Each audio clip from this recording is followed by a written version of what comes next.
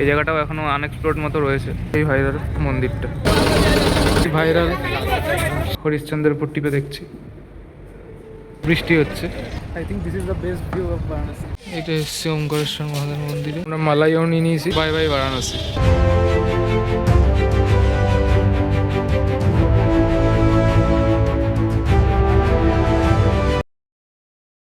এই পার্টে দেখাবো আমাদের বেনারসের লাস্ট দিন কেমনভাবে কেটেছিল। প্রথমে যাব ডান দিকে সোমেশ্বর ঘাট, তারপর আবার বাঁ দিকে গঙ্গার দুয়ারের দিকে ফিরবো। এখন একটু সকালে বেরিয়েছি, ওই দিক দশাসমেত ঘাট থেকে এলাম এই দিকটা। এটা হচ্ছে মুন্সি ঘাটের দিকে, এদিকে দ্বারগঙ্গা ঘাটও আছে। তারপর আরও ঘাট হয়ে ওইদিকে যাবো হচ্ছে সোমেশ্বর ঘাট। ভিড় করছে সোমেশ্বর ঘাটের একটা শিবলিঙ্গর ওখানে। অফকোর্স ওখানে ইনস্টাগ্রামেবল ভিডিও খুব ভালো ওঠে, বাট এই আরেকটাও জায়গা আছে এখানে, এই পার্টিকুলার শিবলিঙ্গটা আছে, এটার সামনেও দিব্যি ভিডিও মনে হয় করা যায় আমার মনে হয়। এই জায়গাটাও এখনও আনএক্সপ্লোরড মতো রয়েছে, সবাই এটা দেখে বাট অতটা ভ্যালু করে না। তো যারা সোমেশ্বর ঘাটে ভিড় পাচ্ছে বা কিছু, তারা এখানেও আমার মনে হয় আসতে পারে। এখন যাচ্ছি মানসারোবর ঘাটের সামনে দিয়ে, ওই যে দেখা যাচ্ছে সোমেশ্বর ঘাটের সেই ভাইরাল মন্দিরটা, এই সেই ভাইরাল শিবলিঙ্গ। এরপর যাবো গঙ্গা দুয়ার। ভেতরে এই অবধি এসেছি, এখান থেকে এই যে মন্দিরের এই ভিউটা পাওয়া যাচ্ছে। হচ্ছে বিশ্বনাথ করিডোর, সোমনাথ ভবন লেখা, ওইদিকে মন্দির দেখা যাচ্ছে এখান থেকে। সামনে যে গেটটা দেখা যাচ্ছে অতটা অবধি ফোন নিয়ে যাওয়া যায়, বাট এই লাইন ফলো করে যেতে হয়। আর যেই ভারত মাতার মূর্তি দেখালাম তার পেছন থেকে পশুপতিনাথ মন্দির যাওয়ার রাস্তা ছিল। এইটা এখন এসে গেছি পশুপতিনাথ মন্দিরে, এই যে এইখান থেকে এন্ট্রি। আর এই দিক থেকে এসেছি, এটা হচ্ছে বিশ্বনাথ করিডোর থেকে ভারত মাতার পাশ দিয়ে এসেছি। এটা হচ্ছে কাশী বিশ্বনাথের গঙ্গা দুয়ার। এটা ঠিক আছে মোটামুটি ললিতা ঘাটে, ওই যে ওটা হচ্ছে ললিতা ঘাট। আর এই যে দেখা যাচ্ছে এই লালটা হচ্ছে পশুপতিনাথ মন্দির। ঠিক এখন বাজে হচ্ছে 9:20। তো তার আপডেট হচ্ছে বারাণসীতে এখন বৃষ্টি হচ্ছে, খুব একটা জোরে না, বাট হচ্ছে যে রাস্তা ভিজে গেছে। এই বৃষ্টি থামার পর আমরা চলে গেছিলাম বোট রাইডে। দশাসমেত ঘাট থেকে এই প্রাইভেট বোট নিয়ে উঠে গেছি অলরেডি, আমরা যাচ্ছি আর কি চারিদিকে। এই বোটটি মোটর বোট ছিল এবং আমরা দরদাম করার পর 1200 টাকায় ঠিক করি এই বোটটা। পুরো এখন পাখিতে ঘেরা।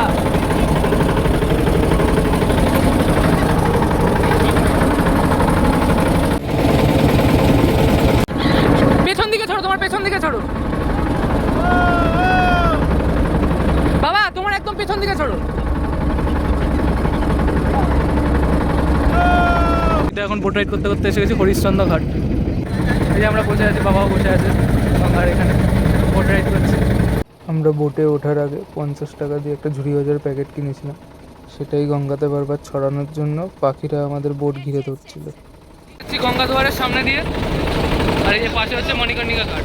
এটা হচ্ছে সেই মণিকর্ণিকা ঘাট, ঠিক কাশী বিশ্বনাথের গঙ্গা দুয়ারের পাশে, যেখানে আগুন, চিতার আগুন কখনো নেবে না, 24 ঘন্টা জ্বলবে। এখানে এখন যদিও কাজ চলছে, সংস্কারের জন্য।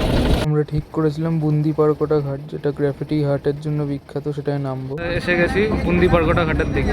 এই ঘাটের প্রত্যেকটি দেওয়ালে গ্রাফিটি বা বিভিন্ন রকমের ডিভোশনাল আর্ট করা। হচ্ছে প্রপার বুন্দি পারকোটা ঘাট। পারকোটা ঘাটে সেই ভাইরাল শিব ঠাকুরের। তারপর ওখান থেকে হাঁটতে হাঁটতে গিয়ে যাই গণেশ ঘাটের দিকে। রামঘাটের সামনে দিয়ে হেঁটে যাচ্ছি, পৌঁছে যাই গণেশ ঘাটের সেই ভাইরাল সিঁড়ি যেখানে কেসারিয়া গানের শুটিং হয়েছিল। এটা হচ্ছে রামভান্ডার কচুরি, ওখানকার ফেমাস কচুরি নিয়ে নিই 70 টাকায় 2 পিস। গণেশ ঘাটের সেই সিঁড়ি দিয়ে উঠে গুগল ম্যাপস দেখে আমরা এখানে এসেছিলাম। এখন আমরা রামভান্ডার কচুরি থেকে খেয়ে, আগে তো গণেশ ঘাট থেকে উঠলাম, উঠে রামভান্ডার কচুরি থেকে খেয়ে এখন এই দেখতে পাচ্ছি কাশী বিশ্বনাথের গেট নাম্বার 4-এর দিকে যাচ্ছি। তারপরে এই মিউজিয়াম, ভার্চুয়াল যে মিউজিয়ামটা আছে সেই মিউজিয়ামে যাবো। দশাসমেত ঘাটের এখান থেকে এখন এসছে এই ভার্চুয়াল এক্সপেরিয়েন্টাল মিউজিয়াম। এখন যাব, টিকিট কেটে নিয়েছি। টিকিটের প্রাইস এমনি ওই 25 করে, ওটা অনলাইনে কাটলে 20। অনলাইনে কাটার জন্য এখানে কিউআর আছে, তখন আর কি উপরে যাব। ভেতরটা খুবই সুন্দর, বিভিন্ন রকম শো হচ্ছে 3Dতে, 2Dতে। এই হচ্ছে রিপ্রেজেন্টেশন। ভেতরে এরকম একটা বড় স্পেস আছে। এই মুহূর্তে বলছে প্রজেক্টরগুলো খারাপ, ব্যাড লাক, বাট হয়তো পরে আসলে দেখা যাবে, অনেকে দেখতে পাবে। জায়গাটা কাইন্ড অফ এরকম। এই বইটা বেশ স্মার্ট মনে হলো, এরকম করলে নেক্সট পেজে চলে যাচ্ছে। যার সম্বন্ধে জানতে চাও তার সম্বন্ধে হয়তো জানা যাবে। লাইক হরিশ্চন্দ্রের উপর টিপে দেখছি, এই হরিশ্চন্দ্রের সব কিছু চলছে। এই পার্টিকুলার রুমটাও বেশ ইউনিক। এখানে এইটা একটা রিমোটের মতো ইউজ হয়। এইটা এখানে আমি রেখে দিলাম, সঙ্গে সঙ্গে এখানে জিনিসপত্র চলা শুরু হয়ে যাবে। এটা হচ্ছে না, বাট এটাতে হয়েছে। এই যে এটাতে আবার হয়ে শুরু হয়ে গেছে। আগেকার সময় এইগুলো দিয়ে ওটি হতো। এই যে আয়ুর্বেদিক আর কি medicine. I think this is the best view of Varanasi.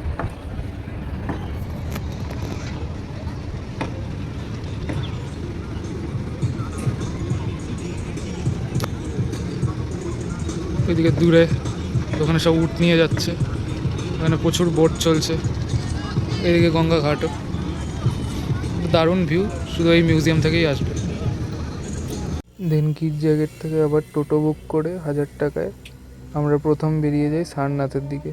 দিক থেকে এন্ট্রি নিয়েছি, এখন এই শুরুতে এইখানে এসেছি, এবার ওই দিকটা যাচ্ছি আর কি আস্তে আস্তে। একটা লাফিং বুদ্ধার মূর্তি আছে, ওদিকে আর একটা বুদ্ধার মূর্তি আছে। এখানে আমাদের একজন গাইড সব কিছু বোঝাচ্ছিলেন, আর এত বড় একটি বুদ্ধা স্ট্যাচুও ছিল। একটা অশোক স্তম্ভও আছে। এরকমভাবে বেনারসি শাড়ি তৈরি হয়। এইদিকে এলাম, এখানে সারনাথ মিউজিয়ামের টিকিট কাউন্টার, আর এই যে সারনাথের মিউজিয়াম দিকে এইদিকে এবার যাবো। এটা হয়েছে মিউজিয়াম, এখান থেকে এন্ট্রি, আর হচ্ছে ওই দিক থেকে এক্সিট। এটা ছিল সারনাথের সেই বিখ্যাত টিলা। সময়ের অভাবে আমরা দূর থেকে একটু গ্লিমস নিয়েছিলাম। এরপর চলে গেছিলাম আমরা সরভেদ মন্দিরের দিকে। তো তারপর এখন এসে গেছি আমরা সরভেদ মন্দিরের কাছে। এটা হচ্ছে সরদেব মন্দিরের ভেতরটা। তারপর চলে গেছিলাম ওমকারেশ্বর মন্দির। এটা এসছে ওমকারেশ্বর মহাদেব মন্দিরে বারাণসী। বাবা ওমকারেশ্বরের দর্শন করে ফিরেছিলাম দশমেধ ঘাটে।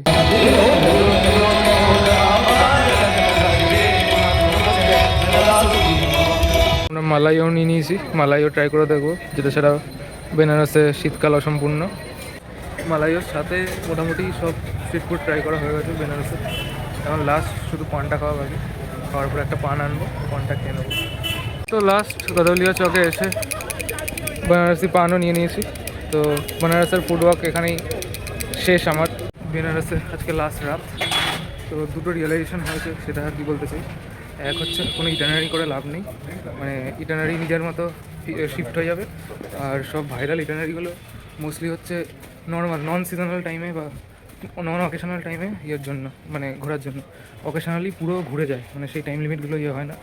আর সেকেন্ড জিনিস হচ্ছে যে ফুড প্রেফারেন্সগুলো ভাইরাল যে জয়েন্টগুলো আছে বা ভাইরাল যে জায়গাগুলো আছে সেখানে খাবার থেকে বেটার লোকাল রেকমেন্ডেশন, যেমন অটোওয়ালা বা লোকালদের জিজ্ঞেস করে যে কোথায় ভালো পাওয়া যায় সেইগুলো।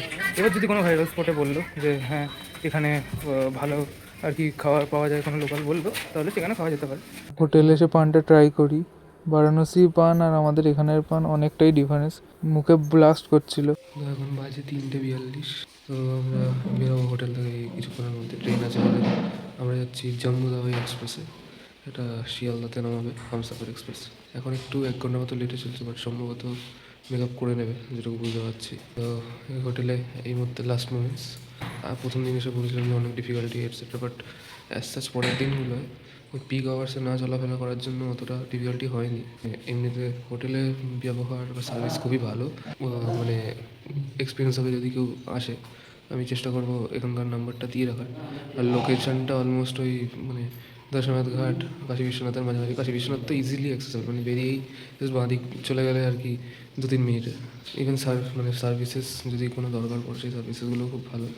তো আমি বলবো এখানে রেকমেন্ড করবো যারা দশমেধ ঘাট বা মন্দিরকে ইজিলি অ্যাক্সেসেবল করে রাখতে চায় তারা এখানে আসতে পারে। তো যাই হোক, আমরা বেরোবো আর কিছুক্ষণের মধ্যে। তো for the last time bye bye Varanasi. এখন 4:15 আর আমরা স্টেশনেও আবার এসে গেছি। তো এখন 5:38, ট্রেন 8 নম্বর প্ল্যাটফর্মেই ঢুকতে চলেছে। স্লিপারে একটা মাত্র স্লিপার যেটা বুঝতে পারলাম S1 আর S2।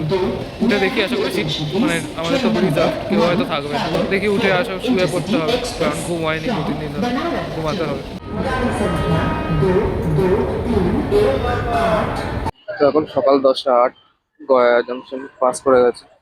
1 ঘন্টা লেট চলছিল প্রথমে ট্রেনটা, যখন অব্দি বারাণসীতে আসেনি। বাট এখন মানে পুরোই মেকআপ করে দিয়েছে, আর অন টাইম বাকিগুলো স্টেশনেও ঢুকবে দেখাচ্ছে। এমনিতে এখানেও সিটগুলো পেতে অসুবিধা হয়। আমরা যে কটা ট্রেনে এখনো উঠেছি, যদি উঠেও থাকি লেটে উঠে থাকলেও টাইমে নামিয়ে দিয়েছে। মানে 4টে ট্রেন, তো আমি ট্রেনের চারটা দিয়েও দিয়েছি আগে। তো মানে খুবই ভালো এক্সপিরিয়েন্স। আর খাবার আপাতত অর্ডার করেছি রেলওয়ে স্টোর থেকে। ইয়েতে ধানবাদ জংশনে আর কি পাবো খাবারগুলো, কারণ আইআরসিটিসির খাবার মানে ইচ্ছা নেই, রেল স্টোর থেকে ট্রাই করি আর কি। রেস্টুরেন্ট থেকে অর্ডার করেছি, দেখি ট্রেনে দিয়ে যাবে। আগে একটা ইনফরমেশন মিস হয়ে গেছিলো যে আমাদের হোটেল থেকে গদহলিয়া চৌকো 2-3 মিনিটের ডিস্টেন্স, যেটা আমরা লাস্ট দিনে জানতে পারি, সেটা আমার ফার্স্ট ভিডিওতে দেওয়া আছে। এখানে লাঞ্চের জন্য রেলওয়ে স্টেশন থেকে লাঞ্চ অর্ডার করেছিলাম, তো এসে গেছে আমাদের খাবার। আমরা এখন দেখেছি অনেকক্ষণ আগে এসে গেছে, তো এখন খাচ্ছি এই যে। তো এটা ভেজ বিরিয়ানি আমরা অর্ডার করেছি, 180 টাকা করে পার প্লেট। টেস্ট করেও দেখেছি মোটামুটি মানে ভালো, বেটার দেন ট্রেনের আর কি ইয়ে খাবার, মানে ট্রেনের যে খাবারটা তার থেকে বেটার। কোচের সামনে দিয়ে গেছে।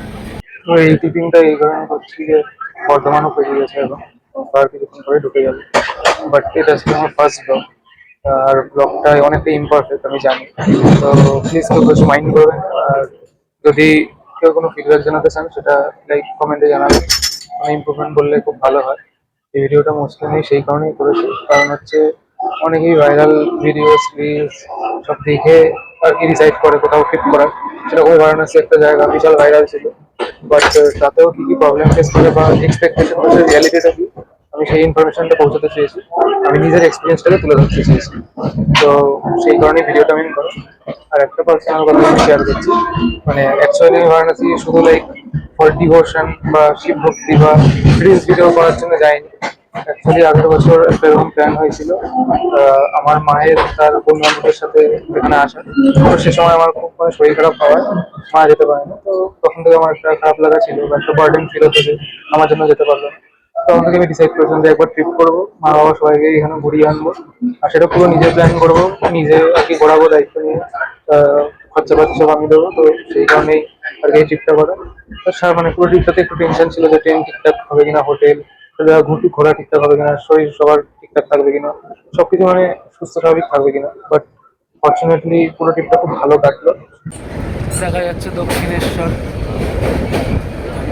তো এখন 5টা 25-এ শিয়ালদা নেমে গেছি প্ল্যাটফর্ম নাম্বার 14-তে। এই টিফিনটা করা কারণ হচ্ছে জাস্ট ওয়েদার আপডেট, যে ওয়েদার কিন্তু কলকাতা বারাণসীতে মোটামুটি একটা মানে ডিফারেন্স আছে। তো যে কেউ যাওয়ার বা আসার প্ল্যানের সময় জ্যাকেট ফ্যাকেট নেওয়াটা, একটু টেম্পারেচার দেখে নেবেন। যেমনি বারাণসীতে আমরা 10 ডিগ্রি পেয়েছি, বাট এখানে কলকাতায় অফকোর্স অত ঠান্ডা নেই। তো এটাই আর কি। তো এবারে ট্যাক্সি ধরবো আর কি। তো আর কিছু ইনফরমেশন এমনি শেয়ার করার নেই। তো এই ভিডিওটা এখানেই শেষ হলো। ভালো লাগলে সাপোর্ট করবেন আর নেক্সট ভিডিওর জন্য ওয়েট করবেন। থ্যাংক ইউ, সবাই ভালো থাকবেন।